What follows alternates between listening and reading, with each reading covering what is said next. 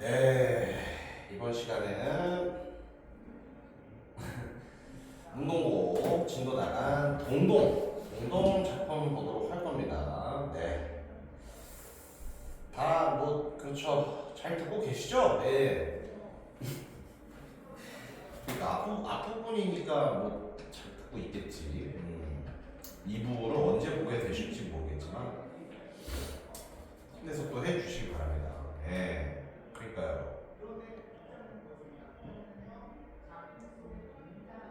아, 잠시만요.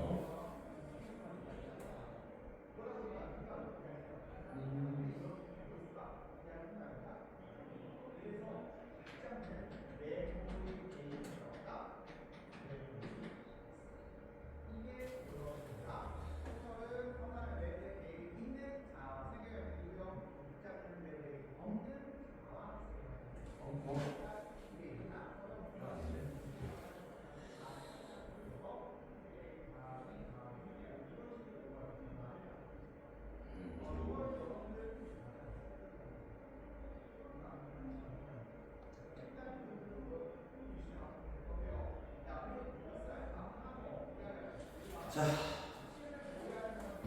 동동 학교에서 진도 나간 동동 나오도록 하겠습니다. 사실 가운데 제가 정말 좋아하는 작품들이 많은데 그런 것들을 패스한 채 이렇게 동동을 나갔다가 해서 정말 슬펐어요. 뭐 그렇죠. 택석시라든지 소설이라든지 참 좋은 작품이 많은데 그냥 넘어가 버렸죠. 자, 아무튼 요 자료 링크도 드리겠지만 또 다운로드 받아서 그렇죠. 이 수업 들으실 수도 있고 아니면 학원에 한번 방문하시면은 요 자료 제 책상 위에 있을 테니까 가져가셔서 들으셔도 됩니다. 아무튼 동동 학교에서 나간 자료 우리 부분 수업 나가도록 하겠고요. 일단은 작품 개관을 한번 먼저 보고 시작할게요. 고전 가요다 보니까 이러한 이 정보들이 굉장히 중요할 수 있습니다. 첫 번째 고려 소교라고 나오고 있죠. 그렇죠. 우리 고려 가요라고도 부르는 고려 소교. 고려시대 때 제작된 어떤 작품적인 특징이고요. 성격은 민요적이다, 성축적이다. 성축은 축하를 보낸다라는 뜻입니다. 연가, 그렇죠. 사랑에 대해서 이야기하는 부분이다라고 쓰여 있습니다. 형식은 분연체 그리고 월의 정보를 담는 원령체라고 나오고 있고요. 자, 제재, 세시풍속 그렇죠. 시기마다 하는 우리의 어떤 그 고유한 풍속을 세시풍속이라고 하죠. 그리고 자연물들도 등장하고 남녀관계 사이에서 여러 가지 내용이 나오는데 남녀의 이별 내용을 주로 다루고 있습니다. 주제는요, 임에 대한 송축, 임에 대한 축하를 보내고 임을 사랑하는 모습 이런 것들이 제시되어 있고요. 특징 한번 볼까요? 임과 화자의 모습이나 처지를 다양한 사물에 빗대어 표현하고 있습니다. 그렇죠. 님과 헤어진 나. 이거 다 공부하셨으니까 알 거 아니야. 나를 버린 님과 헤어진 나. 님의 모습을 비유하는 사물, 나의 모습을 비유하는 사물 이런 것들이 굉장히 많이 등장했었죠. 그래서 다양한 사물을 통해서 님과 화자의 모습이 비유되는 거 잘 기억해 주시고요. 두 번째 특징, 1년과 나머지 년의 정서가 이질적이다. 그렇죠. 나머지는 1월부터 12월까지의 내용으로 좀 통일성이 있는데 1년이 조금 이상한 느낌이 있습니다. 뒤에 역시 이 내용도 다루고 있으니까 지금은 이러한 특징 정도 머릿속으로 생각해 주시고 각 연의 시상이 일관되지 않는다. 맞습니다. 그냥 그 월에 있는 것들을 아무 얘기나 하고 있기 때문에 일관되지 않은 느낌이 들어요. 그리고 마지막 후렴구. 그렇죠. 아직은 음악적인 성격이 강하기 때문에 이러한 후렴구가 그렇죠. 고려가요. 음악적인 성격을 굉장히 더해줍니다. 후렴구 기억하실 거예요. 아으 동동다리라는 후렴구가 계속해서 사용되고 있었죠. 이러한 후렴구를 사용하여 연을 구분하고 음악적 흠치를 고쳐야 한다. 항상 고등학교도 문제에서 표현법은 이렇게 봐야겠죠. 후렴구를 사용하는 표현 기법을 쓰기 때문에 어떠한 효과가 발생한다? 연의 구분과 음악적 흥취, 음악적 흥이 증가하는 효과를 가진다. 이렇게 또 공부해 주시면 좋을 것 같습니다. 좋습니다. 그래서 1년에서는 님에게 이제 덕과 복을 기원하는 모습, 그리고 나머지 13년까지, 2년부터 14년까지는 1월부터 12월 사이에 있는 세시 풍속이나 다양한 어떤 명절 같은 행사들을 생각해서 그 계절에 알맞는 나의 감정, 님에 대한 감정, 이러한 얘기들을 하고 있는 작품이었습니다. 좋습니다. 한 번만 볼까요? 그렇죠. 교재 다음 페이지에 여러분들 이제 186이라고 써있는 이 페이지를 보면은 일단 참고 자료 한번 볼게요. 예. 요즘은 그렇게 자주 나오는 내용은 아니지만 이 장르적인 문학사적으로 고려 소유교, 고려가요라는 게 어떤 특징을 가지고 있는지 혹시 문제를 내실 수 있으니까 한 번 정도 체크해 보겠습니다. 자, 고려소요. 고려가요는 뭡니까? 고려시대에 발생한 시가 노래 가운데 평민들, 중요한 특징, 평민들이 부르던 민요적 특징을 가진 시가예요. 그러다 보니까 내용들이 어떻게 되겠어요? 굉장히 평민들이 공감할 만한 내용들이 많이 있습니다. 그래서 처음에는 어때? 민간에서 전해지다가 나중에는 궁중에서, 그렇지, 궁중에서 연주하는 궁주악으로 넘어가게 된 거예요. 그리고 플러스 옛날 한글을 만들기 전까지 고려가요, 고려소교는 어떻게 됐다? 입에서 입으로 구전으로 전해지다가 훈민정음이 창제되고 나서는 그렇죠, 글자로 기록되어 체육되었다라고 나와 있죠. 아까 잠깐 말씀드렸지만 평민들이 부르던 노래니까 평민적인 특징 뭐가 있습니까? 평민들이 좋아하는 거. 보면은 우리 지금 유행가 가사들 보면 다 어때? 너 없으면 나 죽어, 이런 사랑과 이별 노래들이 나오고 있지. 그래서 아무래도 평민들이 부르던 노래다 보니까 나는 사랑과 이별의 슬픔, 그리고 아이고 삶이 너무 힘들다, 삶에 대한 고백, 그리고 아이고 생활살이가 왜 이러냐, 평민들의 생활상, 이런 것들이 진솔하게 담겨 있습니다. 음악적 특징으로는 삼음보가 많이 쓰이고 있어요. 삼음보, 음보 아까 뭐랬죠? 그렇죠. 작품의 자연스러운 호흡 단위, 작품을 땅땅땅 읽을 때 끊어있는 단위가 음보라고 했었죠. 삼음보가 많이 쓰이고 있고요. 연이 나뉘어진다. 아까 분연칭 형식이라고 나왔는데 말 그대로 나눌 분 연이라는 뜻입니다. 그래서 연을 나누는 분연체 형식이 붙으면 후렴구, 아까 봤었죠? 아우 동동다리 같은 후렴구가 붙습니다. 좋습니다. 이렇게 해서 그러한 내용, 고려가요에 대한 내용들 한번 쭉 살펴봤고요. 일단은 서사 부분 한번 보도록 할게요. 서사, 시작하는 이야기라는 거죠. 서사 부분을 보면 어떻습니까? 그렇죠. 여러분들 일단 왼쪽에, 그렇죠, 원문에도 익숙해지셔야 됩니다. 우리가 물론 공부는 이 한글 해석으로 하겠지만 시험에는 이걸로 나오기 때문일 거예요. 그래서 한글 해석만 너무 외우지 마시고 이거를 봤을 때 자연스럽게 이게 떠올릴 수 있을 정도로, 이거를 봤을 때 이 한글 해석이 떠올릴 수 있을 정도로 원문도 잘 봐주시기 바랍니다. 계속해서 보죠. 서사에 무슨 내용이 있습니까? 덕을한 곤비에 받잡고 복을한 민비에 받잡고, 이거 무슨 뜻이에요? 덕, 굉장히 중요한 가치죠. 덕이라는 중요한 가치. 우리 항상 덕을 갖추어라 이런 얘기를 하잖아요. 덕은 어떻게 하겠대? 덕은 곤비에, 뒷자리 혹은 신령님께 받잡고 바치겠다라는 얘기입니다. 덕은 뒷자리 혹은 신령님께 바치겠고, 복은요, 우리가 늘 갖고 싶은 거죠. 복은 어때요? 앞자리 혹은 임금님께 받잡고 바치겠고, 덕이여 복이야, 덕이여 복이라 하나라고 나오고 있습니다. 하날 나오라 오소이다 라고 나오고 있는데요. 한글에서 한번 볼게요. 덕이며 복이며 하는 것들을 바치러 오십시오 라고 되어 있죠. 그래서 굉장히 어떤 높은 사람이 있는 것 같아요.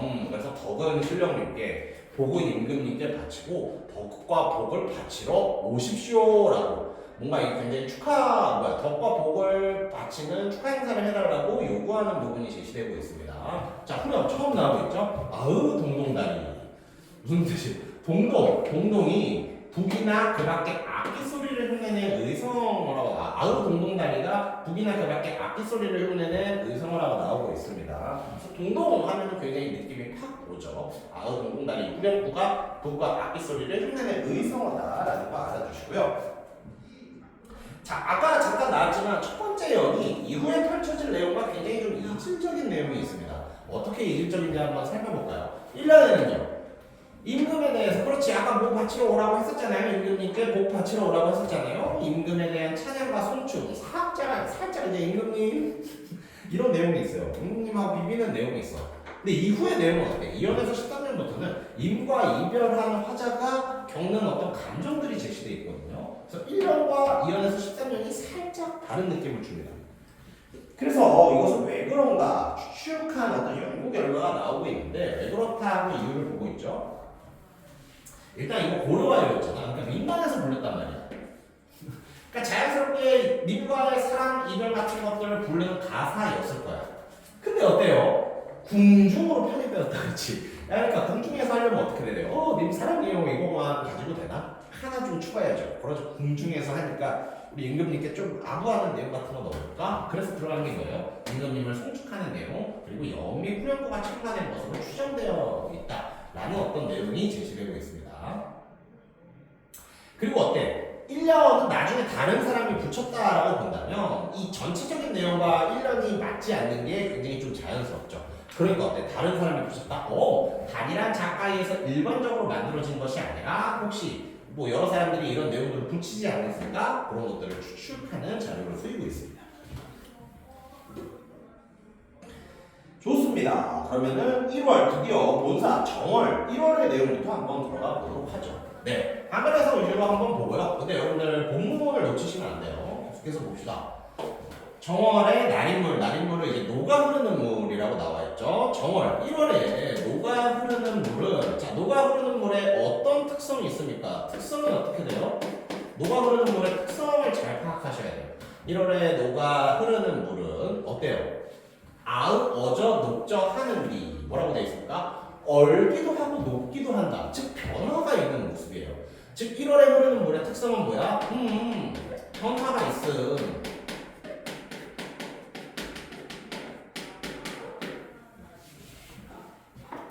그런데 어때요? 누리 가운데 나고 세상 가운데 나는 몸하. 요 몸하는 화자를 의미한다고 하죠. 세상 가운데 나온 이 몸이 세상 가운데 나온 나는 어때? 홀로 있어요. 근데 그 홀로 있는 특성이 변화가 있습니까? 예, 홀로 있다는 게 변함이 없어요. 무슨 말이야? 물은 녹기도 하고 얼기도 하고 변화가 있는데 내가 혼자 있는 건 변하지 않는다는 뜻이야. 즉 어때요? 녹아 흐르는 물과 화자의 처지가 뭐라고 나오고 있습니까? 대조를 이루고 있다. 이러한 측면에서 특성에 주목해보세요. 녹아 흐르는 물은 녹았다 얼었다 변화가 있지만 자기가 화자는 혼자 있는 게 변화가 없어요. 그러니까 대조를 이루는 모습. 유명한 거 있잖아요. 황조가 보면 안 돼. 펄펄 나는 적개꼬리는 암수사로 정답인데 정답다는 특성이 있지. 나는 어때요? 나는 외로워라. 나는 반대되는 특성이 제시되고 있지. 이거 어때요? 그렇죠. 물은 녹았다 얼었다 하기라도 하지 왜 나는 혼자 있는 게 변하지 않지? 그렇죠. 화자가 대조로 이루는 모습이 제시되어 있습니다. 좋습니다. 그래서 1월 추운 시기죠. 그러다 보니까 자연스럽게 녹아 흐르는 냇물, 어는 물 이런 것들이 제시되어 있습니다. 2월 내용 한번 보겠습니다. 2월 보름에 2월 보름이라는 것은 음력 2월 15일이겠죠. 음력 2월 15일에 높이 켠 등불 같구나. 높이 켜둔 등불 같대요. 자, 높이 켠 등불 어떻습니까? 등불을 높이 켜면 높이 켤수록 더 넓은 곳을 이렇게 비춰주게 되지. 그러니까 어때요? 누가 높이 켠 등불 같다라는 거야? 높이 켠 등불 같구나. 누구 같다라는 거야? 누가 등불 같다라는 거야? 그렇죠. 임이겠죠. 임이 어떻다고요? 2월 보름에 높이 켜놓은 등불 같다라고 말하고 있습니다. 그러면서 세시풍속 하나가 소개되고 있죠. 2월 보름에는 연등제라는 것을 하는데 연등제는 뭡니까? 그렇죠. 불교적인 행사인데 불교에서 굉장히 중요한 어떤 행사 때 쓰는 연등들을 이렇게 높이 달아놓는 행사입니다. 그렇다 보니까 어때요? 그렇죠. 세시풍속 2월에 해야지 연등제 하나가 소개됐어요. 즉 2월 연등대 때 높이 달아놓은 등불, 높이 켜놓은 등불 같아요. 왜? 여러 사람, 많은 명의 사람을 비춰줄 모습이라고 하고 있죠. 아으 동동다리 후렴구 나오고 있습니다. 자, 그러면 아까 뭐라 그랬었죠? 뭐 같구나, 등불 같구나. 누가 등불 같다는 거야? 이미 등불 같대. 그럼 이 등불 같은 등불의 특징은 뭐야? 만인을 비출 수 있대. 우리 보통 어때? 만 사람을 비춘다라고 한다면 굉장히 어떤 좋은 덕과 능력을 가지고 만 사람을 비춘다 이런 표현을 많이 쓰죠. 그래서 뭐라고 한 번 더 정리하면 뭐라고요? 님을 그렇죠. 높이 켠 연등제 때 켠 높이 켠 등불 같다라고 표현하고 있습니다. 근데 그 등불의 특성이 뭐다? 만인을 비춰줄 만큼 아주 밝은 거예요. 많은 사람을 비춰줄 만큼 밝은 거다. 그러고 보니까 예찬적인 모습. 그리고 어떻습니까? 영탄적인 어조가 사용되고 있죠. 뭐뭐로 구나. 그쵸, 뭐뭐로 구나. 이거 영탄적 어조. 우리 첫 시간에 했었지. 영탄적 어조 뭐라고? 감탄을 사용하거나 서리를 사용하거나 누군가를 부르는 호격조사를 사용할 때 영탄이 성립할 수 있다고 했었죠. 뭐뭐로구나 라는 것은 감탄형 종결어미의 사용으로 역시 여기서 영탄적 어조를 쓰고 있다는 걸 알 수 있습니다. 그리고 한 번 더 제시되는 거죠. 아우 동동다리랑 후렴구의 역할은 뭐다? 연을 구분해서 구조적인 통일감. 그렇지. 연이 하나 끝날 때마다 계속 후렴구가 나와. 그러니까 구조적으로 후렴구가 나왔다는 건 한 연이 끝난다는 거고 통일감을 줄 수 있고요. 하나 더. 그렇지. 무언가 반복돼. 아우 동동다리라는 게 반복되면 어때? 리듬감을 형성할 수 있고 음악적인 특성, 음악적인 흥을 끌어올릴 수 있습니다. 이 원령. 자, 3원령 한번 보죠. 3월의 남녀핀. 만춘의 돌리꼬지요. 자, 이 돌리꼬지 뭐라고 나오고 있죠? 진달래라고 나오고 있죠. 자, 그러면 일단 무엇을 얘기하고 있어요? 그렇지, 3월의 핀, 3월에 봄 가득하게 핀 진달래요. 왜 갑자기 진달래 얘기를 하는 걸까? 이 사람 지금 무슨 덕후예요? 임 덕후지. 그럼 이 진달래도 사실상 임을 표현하기 위해서 했을 거예요. 자, 그럼 진달래 어떤 특성이 가지고 있는지 한번 볼까요? 남이 부러울 즈음이라고 나오고 있는데 남이 부러워할 만한 지녀나셨다. 남이 부러워할 만한 모습을 지고 태어나셨다. 동동다리.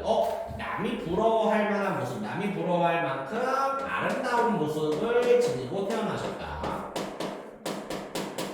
남이 부러워할 만큼 아름다움을 지니고 태어나셨다. 자, 그러면 이 사람 임 덕후라 그랬죠? 그럼 어때? 3월에 봄 가득히 핀 진달래처럼 남이 부러워할 아름다움을 지니어 태어난 사람 임이겠죠. 그러니까 이 진달래는 뭐야? 임이 되는 거야. 임을 진달래로 빗대어 표현하고 있다. 임의 아름다움을 진달래로 빗대어 표현하고 있다. 즉 그리고 도리꺼지요. 그렇죠. 진달래도 역시 임을 비유한 시어가 된다. 기억해 주시기 바랍니다. 4월로 가볼게요. 4월 아니죠. 옷을 곧꾸리세요. 모순다 녹사님은 옛날에 입고신려. 동동다리라고 나오고 있습니다. 한글에서 한번 볼까요? 4월을 아니 잊고 4월을 잊지 않고 4월을 잊지 않는 게 누구입니까? 꾀꼬리새. 꾀꼬리새는 잊지 않고 4월을 잊지 않고 오시는구나. 꾀꼬리새요. 꾀꼬리새는 어때요? 4월을 잊지 않고 돌아옵니다. 근데 지금 돌아오지 않는 건 누구죠? 그렇지. 무슨 일로 어째서 녹사라는 것은 이제 관직을 말하는 거죠. 그래서 그렇게 높은 관직은 아니긴 합니다. 하지만 어쨌든 관직을 맡은 사람, 즉 임의 어떤 직업을 추정해 볼 수 있는 단어이긴 해요. 어째서 녹사니 그렇죠. 화자를 그렇죠. 임은 그렇지. 옛날을 잊고 계신 거예요. 옛날을 잊고 돌아오시지 않고 있는 거지. 자, 그래서 꼬꼬리새의 중요한 특징은 뭐였어요? 다시 돌아온다는 특징. 녹사님의 중요한 특징은 뭐였어요? 나를 잊고 돌아오지 않는다는 특징. 돌아오지 X. 두 개가 역시 대조를 이루는 모습입니다. 예상 문제 뭐 있어요? 꼬꼬리새에 이제 밑줄을 긋고 임을 상징하는 시어이다. 틀렸죠. 임과 반대되는 시어가 돼요. 꾀꼬리의 특성이 뭐라고요? 잊지 않고 돌아와. 임의 특성, 녹사님의 특성은 뭐라고요? 나를 잊고 계신가? 돌아오지 않아요. 좋습니다. 동동다리 나오고 있고요. 자, 5월 가보도록 하겠습니다. 5월 5일에 수린날 아침약은 증은해를 장존하실 약이라 박장거이다. 동동다리라고 나오고 있죠. 자, 5월 5일 시기적인 또 특성이 드러나고 있죠. 그리고 5월 5일은 중요한 명절인 단오입니다. 그 단오를 이제 수린날이라고 표현하고 있죠. 계속해서 볼까? 단오날 아침에 우리가 먹는 그 약을 말하는 겁니다. 단오날 먹는 익모초즙이라고 나오고 있는데 아무튼 단오날 저런 약을 먹는 어떤风습이 있었고요. 근데 그 약이 어떻게? 증은해 천년을 장수하게 만들 약이에요. 그래서 어떻게? 바치는 나이다. 바칩니다. 바치게 했습니다. 동동다리라고 나오고 있죠. 자, 그러면 이 약이 상징하는 내용은 뭘까요? 야, 여러분 만약에 이 약 먹으면 1000년을 살 수 있대. 1000년을 능히 살 수 있는 약이 있대요. 누구부터 주죠? 아, 미안합니다. 아무도 없는데 질문하려니 굉장히 힘드네. 저부터 먹지 않겠어요? 예, 남 준다는 거 다 구라 아니야? 근데 이 사람, 이 환자는 어때요? 그 약이 있으면 님부터 주고 싶은 거야. 님부터 주고 싶은 거야. 굉장히 좋은 약인데 다음날 먹는 좋은 약인데 님부터 주고 싶은 겁니다.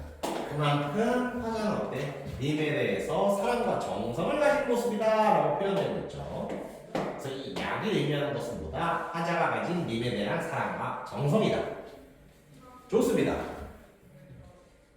자, 6월의 내용 보죠. 6월의 보름에 뭐야 우리 이거 했었죠? 네, 중세국어 때 나왔던 거잖아. 시옷 뭐예요? 반영격 조사 기억나시죠? 의랑 똑같다. 좋아요. 아무튼 6월의 보름에 이것도 역시 음력 6월 15일에 아으 벼랑에 버린 빛 같구나라고 하고 있습니다. 누가요? 누가 벼랑에 버린 빛 같은 거야? 내가 화자가. 자, 이것도 어떤 풍속 중에 하나입니다. 6월이 되면은 이 유두일이라고 있거든요. 아, 예. 흐를 유자에 머리 두자예요. 즉 흐르는 물에 머리를 감는 풍속이 있었어요. 그래서 이렇게 머리를 감고 나면은 빛을 빚고 그 빛을 버리는 것까지가 풍속 중에 하나였답니다. 그러니까 어때요? 6월 때는 버려지는 빛들이 많았겠죠. 근데 화자가 지금 어떤 처지지? 님과 이별한 처지잖아. 근데 화자가 이렇게 매달리는 걸 보면 님이 화자를 버렸겠죠. 그러니까 어때? 유두일에 머리 빗고 버려진 빛을 보고 내가 저 버려진 빛 같구나 라고 하는 거죠. 자, 그러면 이 빛이 의미하는 것은 누구다? 화자다. 화자를 비유한 것이 빛이다 라고 볼 수 있어요. 자, 그 버려진 빛을 돌아보실 님, 혹시나 그 님이 그 버려진 빛을 한 번은 돌아보실 수도 있지. 돌아보실 님, 만약에 님이 돌아보신다면 나는 잠깐이라도 쫓겨납니다. 쫓아가겠습니다 라는 것들이 표현되고 있습니다. 그래서 중요한 부분, 다시 한번 중요한 부분, 세시풍속 하나가 소개되었다. 흐르는 물에 머리 감는 날이에요. 거기다 플러스 머리 감고 나서 빛을 벼랑에서 이렇게 던져버립니다. 그 빛을 보니까 그 처지, 님에게 버림받은 처지인 나의 모습 같아요. 그래서 벼랑에 버려진 빛을 자신에 비유하고 있다. 좋습니다. 예. 이러면 안 되는 수술. 네. 아닙니다. 네. 굉장히 지치네요. 열심히 하겠습니다. 좋아요.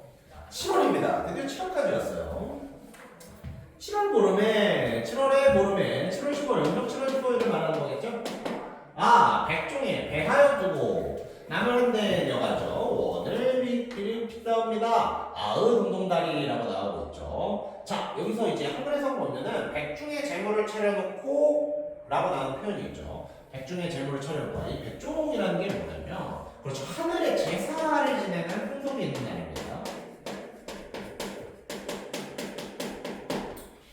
그러면 보통 제사 지낼 때 뭐예요? 하늘의 제사 지내면서 소원 같은 거 이렇게 빌지 않겠어요? 그럼 어때요? 이 하늘의 제사를 지내는 백중이라는 저 음력 7월에 하는 행사에서도 이 화자인 님이 바라는 건 뭡니까? 님과 함께 가고 싶다.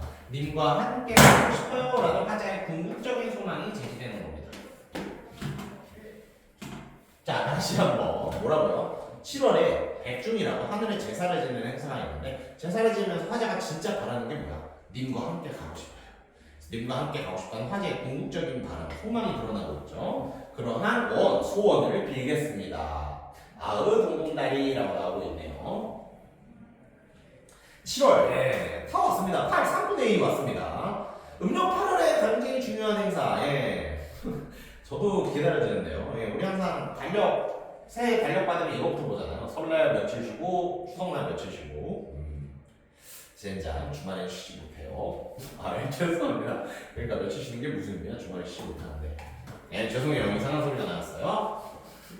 자, 한번 봅시다. 8월보름 뭐야? 8월보름 여러분은 흔히 아는 추석 한가위입니다. 8월의 보름은 뭐다? 가위, 한가위, 추석날이지만은 추석날이다가 아니에요. 추석날이지만 이럴 때 무슨 감정이 들어가겠냐? 추석날이면 뭐해? 추석날이면 뭐해? 추석날이지만 어때? 나한테는 뭔가 좀 다르다는 의미가 펼쳐지지 않겠습니까? 어때요? 님을 매셔녀고 오늘날이 진정한 가베로다. 가베셨다라고 나오고 있죠. 그럼 어때요? 한글 해석 한번 볼게요. 임을 모시고 다니거든 오늘이 진짜 한가위로다. 그러니까 이 사람이 하는 말은 뭐야? 8월 15일이 한가위지. 나한테는 뭐야? 나한테 님을 모실 수 있는 오늘이 한가위라는 가장 큰 명절이야 라고 하는 거죠. 그래서 한글 해석을 보면서 내용 파악했고, 자, 그거 선생님으로서 어떻게 또 해석을 내리고 있습니까? 한가위, 진짜 8월 15일 한가위보다는 임과 함께하는 한가위가 나한테는 진짜 의미가 있다. 임과 함께 해야만 이 가장 큰 명절인 한가위, 추석이 된다. 임과 함께 해야만 진정한 한가위가 될 수 있다. 라고 말하는 부분입니다. 9월 가보죠. 9월 9일에 약이라 먹는 황화 보지 않애드니 세셔 가만해야라 동동다리라고 나오고 있습니다. 자, 9월 9일에 있는 세시풍속의 어떤 특징 한번 볼까요? 네, 여러분 9월 9일은 무슨 날이래요? 중앙절이래요. 중앙절. 9월 9일 중앙절. 왜 9월 9일인가? 음력 9월 9일. 양수인 홀수가 겹쳐진 9월 9일이라는 거죠. 이날 하는 말은 뭐다? 남자들은 신을 짓고 집에서는 국화장을 만들어 놓고 말았다. 그렇죠. 음력 9월 9일쯤에 국화가 피니까요. 계속해서 봅시다. 그런 9월 9일이 됐어요. 그런 9월 9일이 됐다. 9월 9일에 약으로 먹는 9월 9일에 먹는 약이 있대요. 9월 9일에 뭘 약으로 먹나? 황화는 뭐죠? 누런 국화를 의미합니다. 국화꽃 안에 들었다. 자, 무슨 소리입니까? 9월 9일에 국화꽃을 약으로 먹으니까 이제 국화꽃을 좀 채취하려고 국화꽃이 피어있는 그 가운데 들어간 겁니다. 그런데 어떤 걸 느끼고 있어요? 갈수록 아득하구나라고 말하고 있죠. 왜 아득하겠어요? 고독하니까 아득하겠지. 예. 그러니까 그렇죠.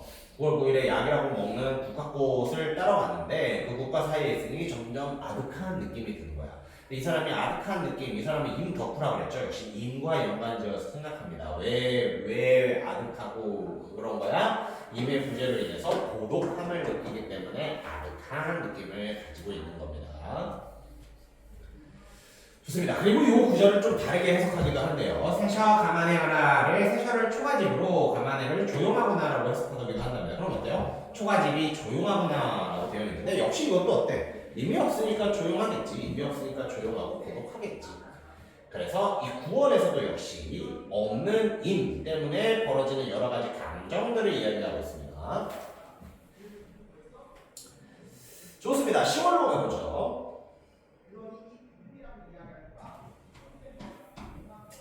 10월에 점영 바랬다오라 걷어버리신 후에 다니실 한 분이 없으셨다. 동동다리라고 제시되고 있네요. 한글 해석 한번 볼까요? 10월에 점여놓은 잘라놓은 고로쇠 나무 같구나. 고로쇠 나무 왜 자른대요? 고로쇠 나무를 잘라서 약을 만들어 낼 거거든요. 고로쇠 나무를 잘라서 그 수액을 뽑은 다음에 그걸 약으로 만들거든요. 그럼 어때요? 수액을 뽑은 고로쇠 나무? 누가 신경 쓰겠습니까? 목적을 다 했는데 버려지는 거지. 그러니까 내가 어때? 자, 여기서도 어때요? 우리 이 시의 중요한 특징이 뭐였죠? 나를 비유하거나 님을 비유하는 물건들이 많이 나온다고 그랬었죠? 그럼 어때? 수액을 뽑아 먹어서 수액을 뽑힌 고로쇠 나무까지 꺾어 버려진 수액 뽑힌 고로쇠 나무까지 이거 어때요? 누가 관심 있습니까? 관심 없습니다. 그러니까 깎아 버려진 고로쇠 나무까지를 화자를 비유한 시어다. 그러니까 어때요? 꺾어 버려진 후에 아무도 나를 가지실 분이 없어요. 나를 지니실 분이 아무도 없어요. 그래서 이 부분은 님에게 버림받은 신세를 한탄하는 부분이라고 볼 수 있습니다. 다시 한번 정리하면 뭐라고요? 그렇죠. 보리수나무로 해석하기도 하는데 일단은 교과서의 해석은 고로쇠나무로 가볼게요. 고로쇠는 이렇게 수액을 채취해서 그것을 가지고 뭘 만들 수 있거든요. 약을 만들거든요. 근데 수액을 뽑은 그 고로쇠 나무 껍질, 고로쇠 나무까지, 고로쇠 나무는 이제 뭡니까? 필요가 없는 물건이죠. 그러니까 어때요? 버려진 후에 아무도 가져가질 않습니다. 근데 그 처지, 그 고로쇠 나무, 수액이 뽑힌 고로쇠 나무의 처지랑 자신의 처지가 유사하기 때문에 그렇죠. 비유법을 써서 내가 바로 그 수액 뽑힌 고로쇠 나무 같구나, 점여진 고로쇠 나무 같구나 라는 표현을 쓰고 있는 겁니다. 11월 한번 가봅시다. 11월에 동당 자리에 한산 높아놓고 피워 서러리 옷 올라온다. 고인이 스시 꼽는셔 운동다리 살아온겨. 재밌게 되어 있습니다. 미안합니다. 이제 흉악보이네요. 자, 역시 한글에서 봅시다. 11월까지 왔어요. 11월 봉당 자리에 봉당이 뭐냐면 그렇죠. 옛날에는 이렇게 방과 방이 있으면은 뭐 이런 식으로 지붕이 있겠죠. 이 방과 방 사이가 꼭 그렇죠. 바닥이 있는 건 아니고 그냥 흙바닥인 경우도 있었습니다. 예, 이런 것들을 이제 봉당이라고 해요. 그럼 어때? 그렇죠. 방과 방 사이 흙바닥. 그렇지. 봉당 자리에서 지금 뭐하고 누워있대요? 한삼을 덮어놓고 누워있대요. 자, 한삼 속적삼이라고 나오죠. 속적삼은 이제 안에 옷인데 이 옷의 특징은 뭐야? 굉장히 얇아요. 근데 여러분 11월이라면 꽤 춥단 말입니다. 그럼 어때요? 이거 맨 땅바닥이라고 했죠. 땅바닥에 굉장히 얇은 옷을 덮어서 누워있어 봤자 어떻습니까? 한기가 솔솔 올라오겠죠. 굉장히 춥겠죠. 그래서 굉장히 어떤 그 추위가 지시되고 있고요. 그럼 어때? 그 처지는 그렇죠. 추운 땅바닥에 얇은 옷을 입고 11월에 있는 그 추운 처지가 님과 이별한 나의 처지다라고 말을 하고 있는 부분입니다. 고은님과 떨어져서 살아가고 있다. 운동다리 11월 어떤 추위가 굉장히 강조된 부분이었어요. 12월로 가봅시다. 드디어 끝났습니다.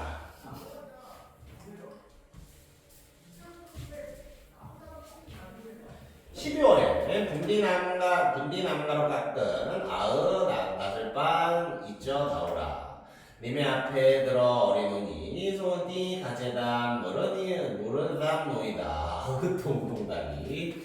자, 안갈에서 한번 보도록 할까요? 12월에 분디나무라는 나무로 깎은 소반은 여러분 흔히 말하는 이 밥상을 생각하시면 됩니다.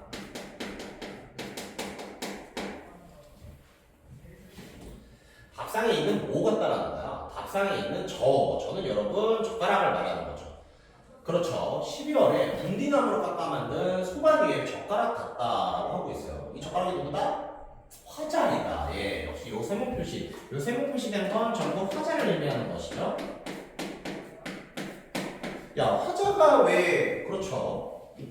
나무로 만든 밥상 위에 젓가락 같냐?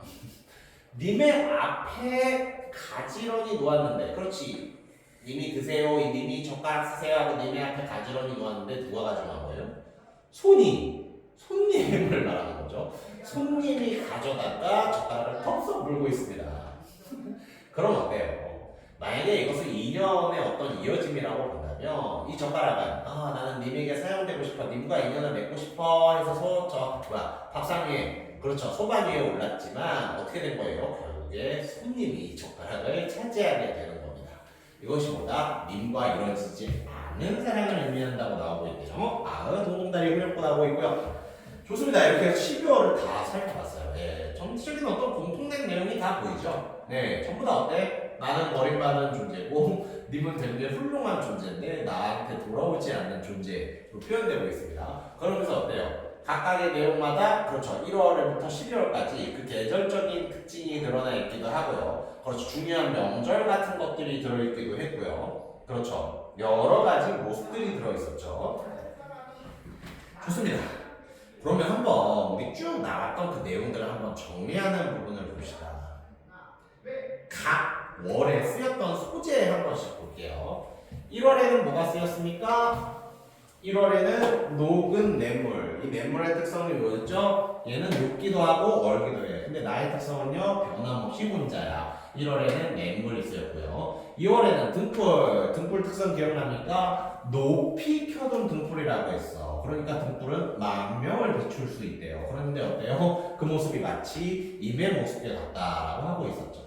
3월에 진달래꽃 어디 피어 있었죠? 봄에 가득하게 피어 있었죠. 그 모습이 어떤 모습이었죠? 굉장히 아름다운 모습. 아름다움을 지니고 태어난 모습이었는데 그 모습도 역시 님의 모습과 같다라고 하고 있었죠. 한번 이거 써볼까? 등불은 임, 진달래꽃 또 임. 이걸 보여주고 있죠. 4월의 꾀꼬리새. 꾀꼬리새 특징 기억납니까? 꾀꼬리새는 잊지 않고 돌아와요. 하지만 녹사님, 임은요 돌아오지 않습니다. 꾀꼬리새는 임과 대비되는 내용이었고요. 아침약은요. 아침약 먹으면 천년 살 수 있다라고 나오고 있죠. 이거 님한테 바치고 이 소중한 약 님한테 바친다라고 나오고 있습니다. 중요한 소재였고 6월 빛 나오고 있었죠. 빛은 뭐야?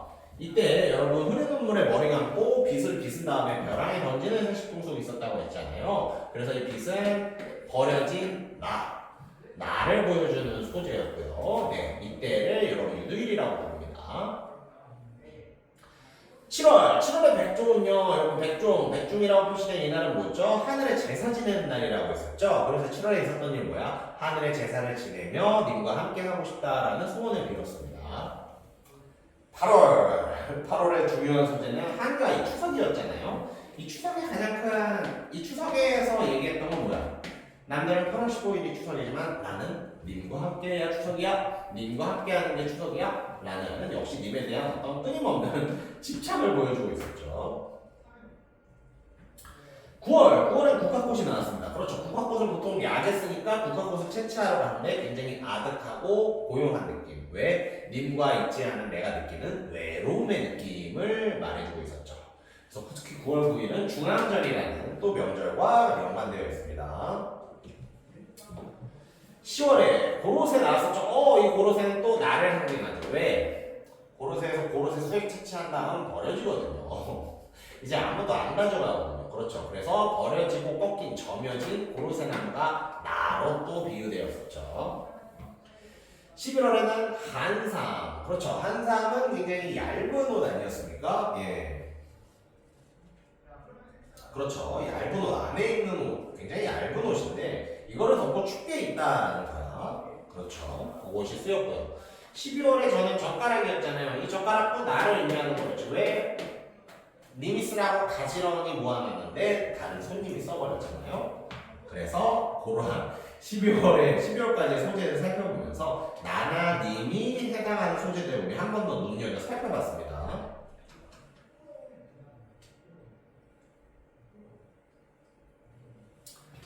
좋습니다. 그렇게 해서 우리 살펴봤고요.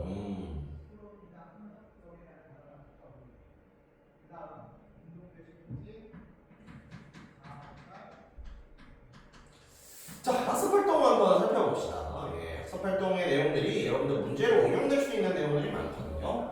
아까 우리가 방금도 했지만 그렇죠. 이 작품의 굉장히 중요한 특징이 뭐였어요? 나를 비유하는 소재에 님을 비유하는 소재가 등장했었지. 그런 것들을 한 번만 더 정리해보자는 거야. 자, 활동 안내 부분 보겠습니다. 활동 안내에서 화자를 비유한 소재가 있었고 임을 비유한 시어들이 있었을 겁니다. 화제나 임을 비유한 시어들이 있는데 그 특징들을 한번 살펴보면서 화자가 처한 상황, 임에 대한 화자의 태도, 그렇죠. 님을 보여주는 것은 님에 대한 화자의 태도를 보여주는 게 많고 나를 보여주는 것은 내가 처한 상황을 보여주는 게 많습니다. 표시해볼까? 나를 보여주는 것은 상황을 보여주는 거고 임을 보여주는 것은 임에 대한 화자의 태도를 보여주는 게 많아요. 한번 봅시다. 화자를 비유하는 게 뭐였어요? 버린 빛, 버려진 빛, 정면으로 고로쇠, 소판에 저. 특징은 뭐야? 버림받았어. 아무도 안 찾아. 손님이 가져갔어. 그렇죠. 전부 다 어떤 님과 이별하거나 님과 이루어질 수 없는 나를 보여주는 비유의 물건이었고요. 등불과 진달래꽃, 이것도 특성 한번 다시 우리 머리 떠올려볼까? 등불은 뭐였어요? 등불, 높이 단 등불이야. 많이들 비출 수 있어. 그럼 빛나는 모습, 덕이 가득한 모습. 진달래꽃은요, 아름다움을 보여주고 있었지. 봄 가득히 피어난 아주 아름다운 진달래꽃, 님이 가진 모습이라고 했었습니다.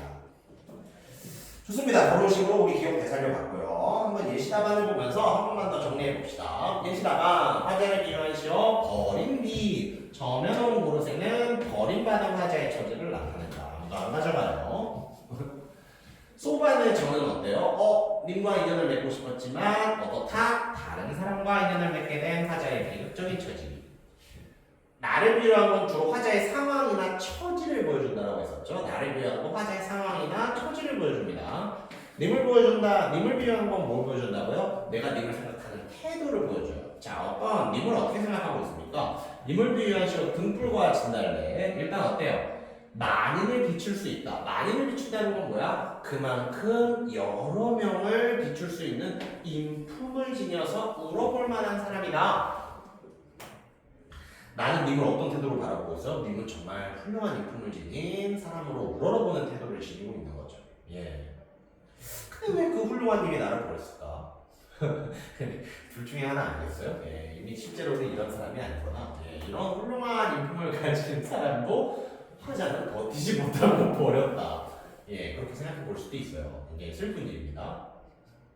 진달래꽃은요. 남들이 다 부러워할 만한 아름다운 모습을 지녔다라고 하고 있죠. 좋습니다. 그러한 내용들 한번 살펴보면 되겠고요. 자, 다음 12달의 세시풍속을 자, 구일대신으로 나타낸 거예요. 자, 그래서 이런 것들 12달. 의외로 여러분들 이런 게 좀 유치할 수도 있지만 우리가 지금 우리는 사실 이제 어떤 비주얼적인 게 우리한테 되게 익숙하잖아. 그래서 이런 사진 자료 같은 거 보면서 이해의 폭을 좀 넓혔으면 좋겠어요. 하나만 해볼까? 6월에 뭐 한다 그랬죠? 흐르는 물에 머리가 꼭 그 빛 벼랑에 던진다고 그랬죠? 빛이 나온 겁니다. 다 이런 식으로 여러분 사진으로 제시된 자료니까 이런 것도 복습하면서 한번 보시면서 맞아. 7월엔 이런 거였지. 7월에 백중 뭐 한다고 그랬죠? 하늘에 제사 지낸다고 했었잖아요. 제사 지내면서 빈소원이 뭐야? 야 계속 복습 이렇게 해야 된다. 제사 지내면서 빈소원이 뭐야? 인과 함께 한다 하고 싶다는 소원을 빌었었지. 이런 식으로 잘 떠올리시기 바랍니다. 자, 2번 가보겠습니다. 고려가요의 특징 역시 요즘은 딱 무슨 고려가요니 뭐 경기 체가니 뭔가 이런 것들의 특징만을 물어보는 문제는 사실 잘 제시 안 되거든요. 하지만 이 내용들이 이 작품에 대한 특징으로 선지 한두 개 정도로는 쓰일 수 있어요. 그래서 여러분들도 이러한 내용들에도 확실히 알고 계시기 바랍니다. 자, 그럼 내용 한번 체크해보자. 고려소요는 고대로부터 내려온 민요의 바탕을 두고 형성된 것으로 귀족층의 한문학이 융성하던 시기에 그렇죠. 귀족층은 한문으로 어떤 것들을 만들었다면 평민층은 우리가 지금 본 것 같은 이러한 노래들을 만든 거예요. 평민층에게 발생한 노래이다. 그러다 보니까 어때? 평민층의 정서를 담고 있을 수밖에 없으니까 소재들이 어때요? 주로 남녀간의 사랑, 자연에 대한 애착, 이별의 아름다운 것, 평민들의 소박하고 풍부한 정서를 진솔하게 보여주는 부분이 많았던 거죠. 계속해서 봅시다. 그리고 그렇죠. 자연스럽게 끊어 읽는 단위, 호흡의 단위인 음보는요.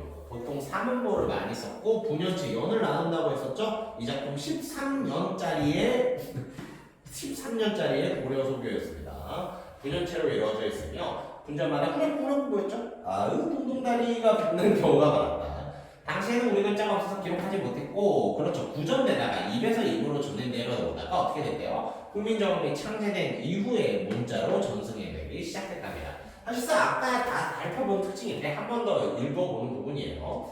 계속해서 보자. 민중의 생활상에 반영된 고려소리들은 왕권을 강화하고 풍속을 교화하는 수단으로 알겠죠. 궁중하고 편입다. 그렇죠. 궁중으로 편입되는 과정에서 궁중으로 편입되는 과정에서 추측되는 게 뭐였어? 1년의 내용이 좀 이질적이었지. 그 1년 같은 게 혹시 추가되지 않았을까? 궁중학으로 이제 그렇죠. 편입되는 과정에서 그러한 내용들도 실려 있었죠. 이렇게 구전된 고려소변은 훈민정음이 창제된 이후 악학계범이나 악장 가사, 시용향, 악보 등의 심지어 문자로 기록되었답니다. 오케이. 자, 그래서 이질적인 부분 또 나오고 있어요. 여러분 학습활동에 있는 내용들이 항상 문제로 응용될 수 있다고 했었죠. 자, 1번 내용 보면 어때? 이 작품의 내용이나 정서가 이질적인 부분 어디였어요? 1년이었습니다. 이와 같은 부분이 나타나는 이유를 전송 과정과 관련지어서 생각해보자. 이질적인 부분은 어때요? 이 작품의 2에서 14년은 1에서 12월이라는 공통된 이야기, 비슷한 이야기를 다루고 있어. 하지만 어때? 남녀 간의 애정을 다루고 있고 주된 정서는 임의 부재로 인한 고독과 슬픔, 임에 대한 그리움이라고 할 수 있죠. 그런데 서사 1년은 어땠어요? 1년은 덕관복을 바치러 오세요. 축하를 바치러 오세요. 송축의 내용이었거든요. 그래서 굉장히 이질적인 느낌이 있죠. 이것을 어떻게 추측했습니까? 그것이 궁중에서 부릅니다. 노래가 궁중에서 유입되니까 자연스럽게 어때? 임금님 멋져요. 이러한 내용들이 추가될 수밖에 없었다. 임금님한테 뭔가 축하받지러 오세요. 이러한 내용이 추가된 게 아닌가 생각하는 부분이 있었습니다. 그렇죠. 내용적 특징과 형식적 특징. 방금 읽은 부분에서 고려소교가 가지는 내용적 특징과 형식적 특징 다시 한번 여러분들 정리해 주시고요.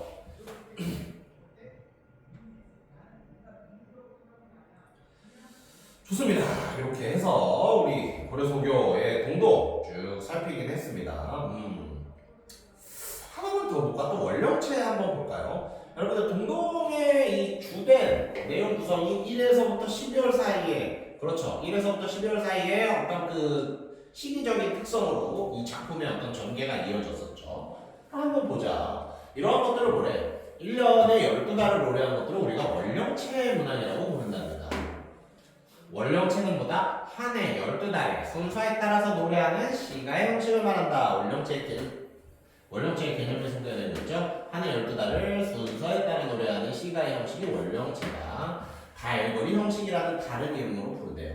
원령체 문학은 각 달의 자연현상, 명절, 세시풍속 등을 반영하고 있습니다. 그렇지. 6월엔 덥잖아요. 그러한 자연현상. 8월 15일 명절 한가위잖아요. 그러한 명절. 아까 뭐랬어요? 머리 감는 날, 세시풍속 이러한 것들이 반영되어 있다고 나오고 있습니다.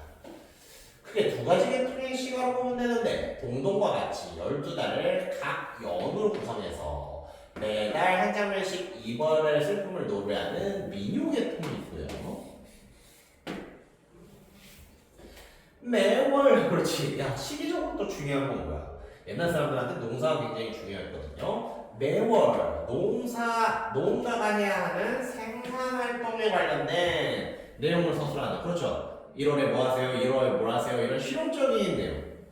실용적인 교술가사 계통, 실용적 교술가사 계통이 있다. 민요계통과 실용적 교술가사 계통이 있다. 민요계통의 시간이 이후 타령 숫자 노래를 발전했고 실용교술계통의 가사는 후에 건동을 주제로 하는 교술적인 한시형 선문문학으로 발전했다라는 중요한 얘기가 써 있습니다. 좋습니다. 이렇게 해서 또 쭉 살펴봤는데 이제 내용을 좀 정리하는데 역시 간단한 문제 좀 풀어봐야겠죠. 제가 나눠드린 자료에 뒤에 보면은 문제가 이어지고 있거든요. 그 문제 부분 한번 살펴보도록 하겠습니다. 어떤 문제냐면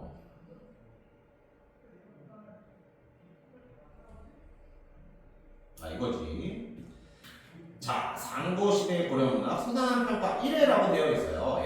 여러분 이거는 이게 교과서 출판사에서 만든 문제고 여러분들이 복습하기에 굉장히 간단한 문제들이 제시되어 있거든요. 좋습니다. 그러면은 앞부분 문제는 우리 시험법이가 아닌 부분의 문제니까 여러분들 몇 번부터 풀면 되냐면요.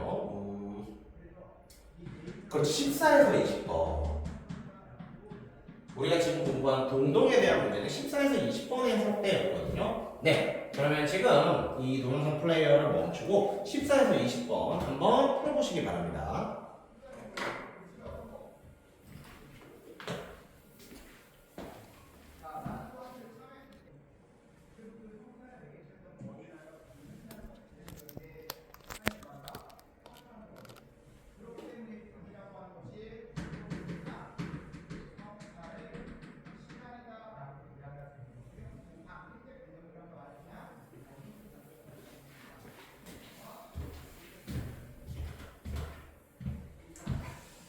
네, 잘 풀어보셨죠? 그러면은 문제에 대한 정답들 우리 한번 또 보면서 우리가 방금 봤던 동동 작품 한번 복습해 보겠습니다. 보자. 자, 14번 문제 한번 보도록 할게요.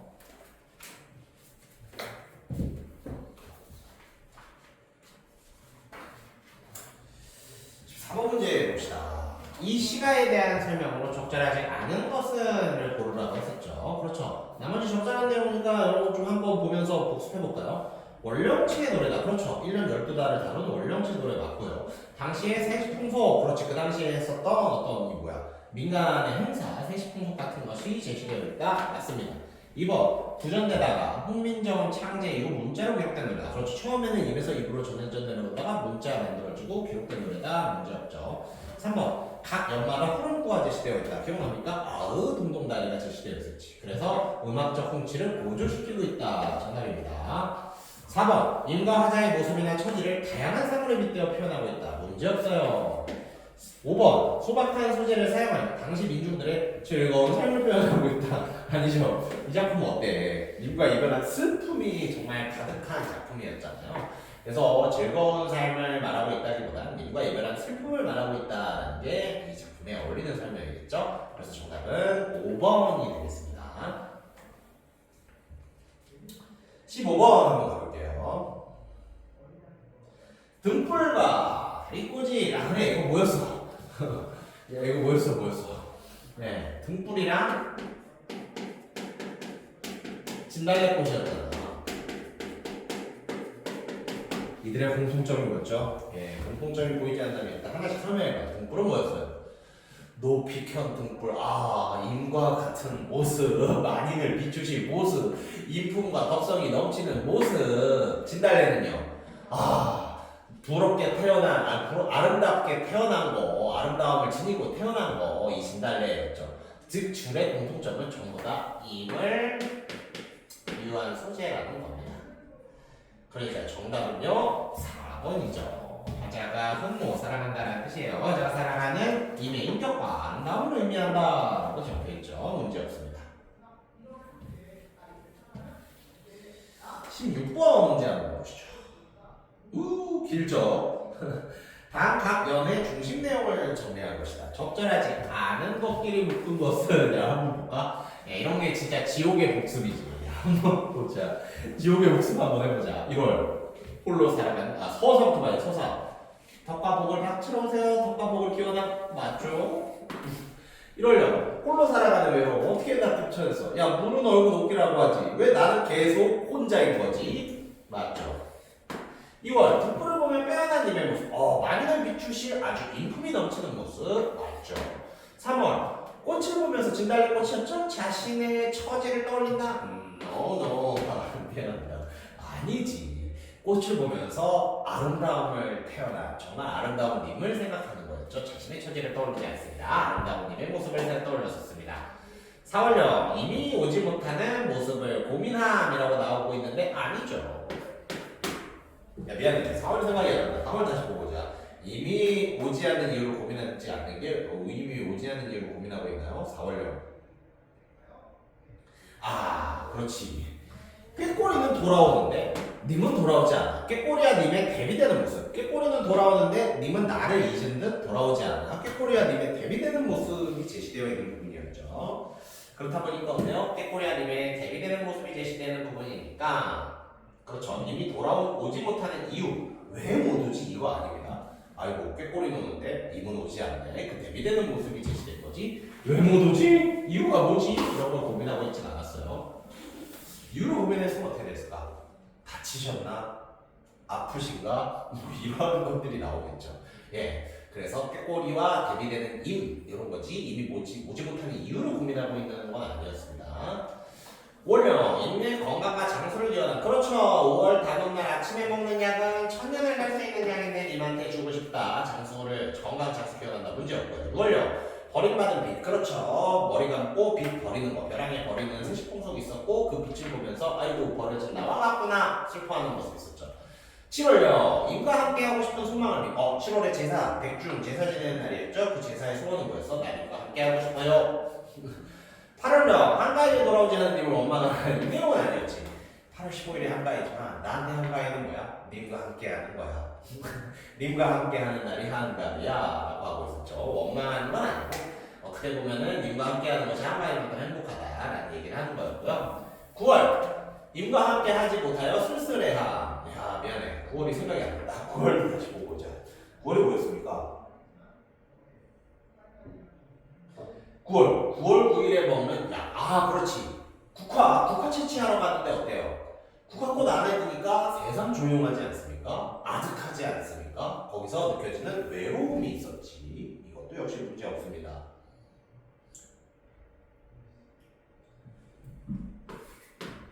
10월 버림받은 자신의 처지를 슬퍼한다. 얘가 맞나요? 한 번만 더 보고 봅시다. 10월에 무슨 얘기 나왔었어? 그래 고로쇠 나무 얘기 나왔었구나. 고로쇠 나무 뭐였어요? 10월에 나온 고로쇠 나무 얘기 뭐였어요? 고로쇠 나무 수액 채취한 후에 꺾어 버려지고 점여놓은 거 아무도 안 가져간다. 버려진 자신에 대한 이야기 적절합니다. 11월 홀로웨이로의 사랑하면 쓸쓸해요. 그렇죠. 공당에서 추운데 얇은 속적상 덮어있고 누워있었죠. 거기서 굉장히 느껴지는 어떤 추움 그런 게 이제 쓸쓸함과 연관됐었지. 12월령 너무 쉽죠?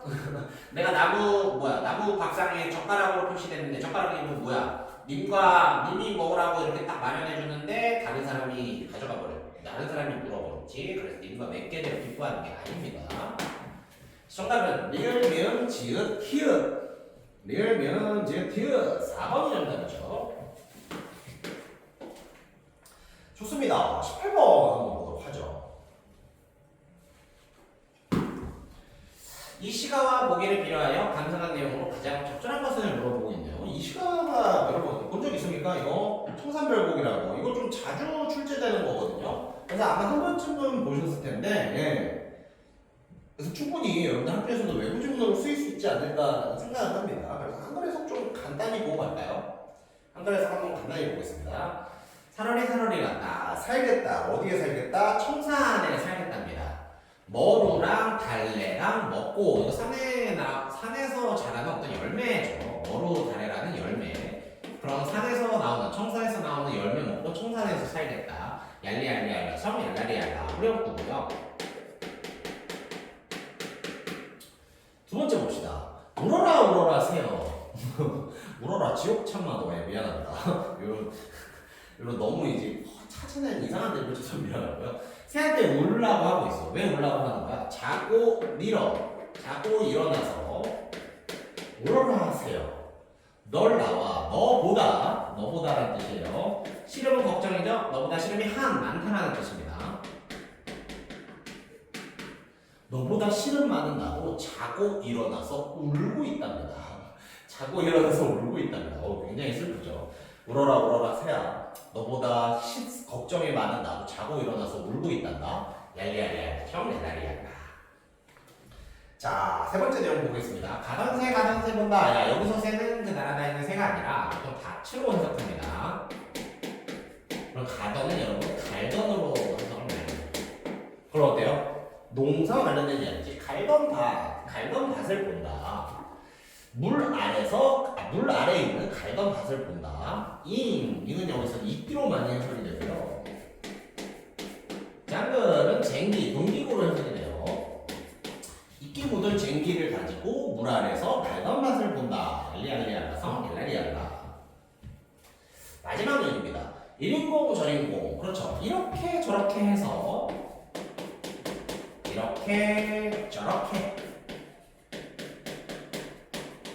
이렇게 저렇게 해서 낮으랑 뭘 것 같아요?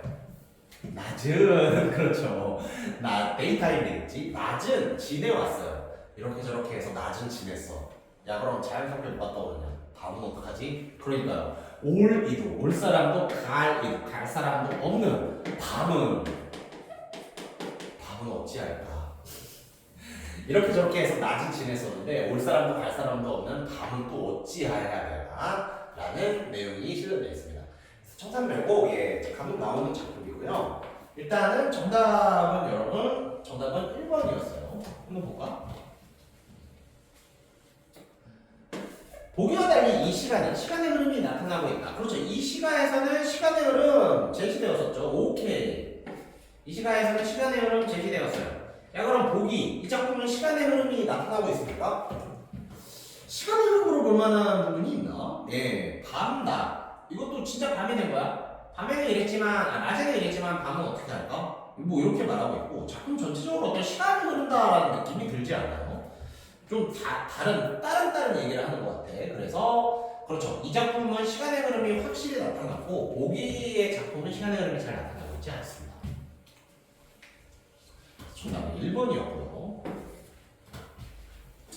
이번 문제도 볼까? 거기와 달리 이 시간은 흐름도 둘 다 사용하고 있죠? 둘 다 흐름을 사용하고 있죠? 거기와 달리 이 시간은 분연체. 분연체가 뭐였죠? 연을 나누는 거. 둘 다 분연체 사용하고 있죠? 3번. 보기와 달리 이 시간은 화자의 슬픔을 주는 경우. 야, 얘도 굉장히 슬프지 않아? 나지 이랬지만 밤은 어떻게 지낼까? 사람들이 울라고 했잖아. 너보다 걱정 많은 나도 운다고 했으니까. 그래서 이것도 둘 다라고 볼 수 있어요. 보기와 달리 이 시간은 공간의 이동에 따라 시선을 전개하고 있다. 이 시간에서 공간의 이동이 잘 보이지 않죠. 보기에서는요. 보기에서는 어떤 큰 공간의 이동은 보이지 않습니다. 그래서 둘 다 공간의 이동은 잘 안 보인다라고 볼 수 있어요. 19번. 기억에서 미음에 대한 설명으로 적절하지 않은 것은 15번 문제의 정답은 여러분 5번이었습니다. 5번 한번 보죠. 님과 함께 한다면 추운 한삼을 덮어두어도 춥지 않은 것이라고 하여 님에 대한 애정을 드러내고 있다. 아니에요. 봉담 흙바닥에서 한삼을 덮고 누운 어떤 그 추운 모습. 그것은 굉장히 님과 헤어져서 쓸쓸한 모습으로 제시됐지.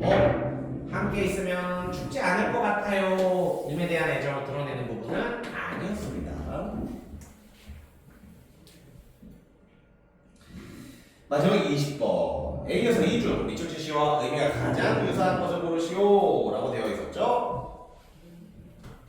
자, 여기서 님의 옷은 어떤 얘기인가요? 일단 한번 보자. 꽃지고 새잎나니 녹음 푸름이 깔려 있는데 비단 장장이 적막하고 수놓은 장막이 비어있다. 그렇죠. 이 사람이 거주하는 곳에 둘러친 비단 장막들이 굉장히 비어있다. 외로운 모습이죠. 연꽃 휘장을 걷어놓고 공작 병풍을 둘러놨어. 자, 새로운 병풍을 둘러놨습니다. 근데 어때요? 가뜩이나 시름 많네. 날 하루는 왜 이렇게 긴 거야? 원한 비단을 베어내고 비단을 베어냈어요. 왜? 비단을 베어내서 실을 만든 겁니다. 실을 풀어내요. 이 실을 금으로 만든 자루제로 님의 옷을 만들고 있어요. 님의 옷을 만들었는데 그것이 어떤 거입니까? 솜씨는 물론 격식도 있대요. 와, 솜씨도 있고 격식도 갖추었대. 그래서 어때요? 보석지게 위에 백오함에 담아두고 님에게 보내오려. 그렇지. 개쩌는 옷을 만들었으니까 님에게 보내고 싶어서 님이 계신 데를 바라봤는데 어때? 보입니까? 안 보여요. 산인가 구름인가 험하게 가로막고 있구나. 그리고 님한테 주려면 천리말리길을 찾아가서 줘야 되는데 그걸 어떻게 찾아가지? 라고 하고 있습니다. 뭐 길게 나왔지만 역시 외로운 처지의 화자가 님한테 주고 싶은 그리운 님한테 주고 싶은 옷을 만들었는데 그 옷을 전해주기가 쉽지 않다라는 내용이었죠. 자, 그럼 이 옷은 뭐야? 님에게 주고 싶은 것이 되잖아. 자, 이 작품에서 님에게 주고 싶은 거 뭐였습니까? 정답 2번. 2번이 뭐였죠? 네. B 뭐였어? B.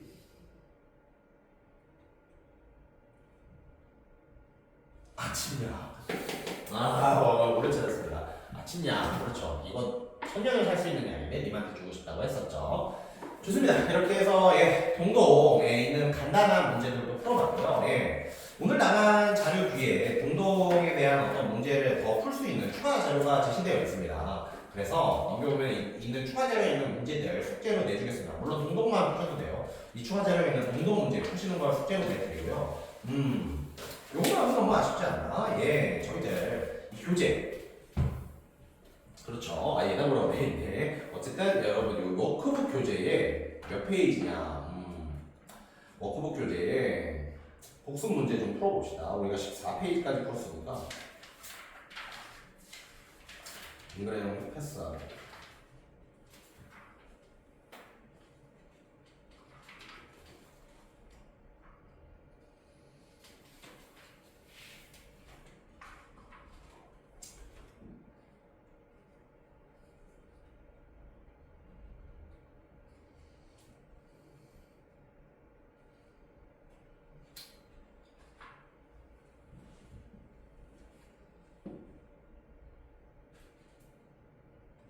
네, 17페이지부터 23페이지 정도까지는 한번 풀어봅시다. 17페이지부터 23페이지까지 문제.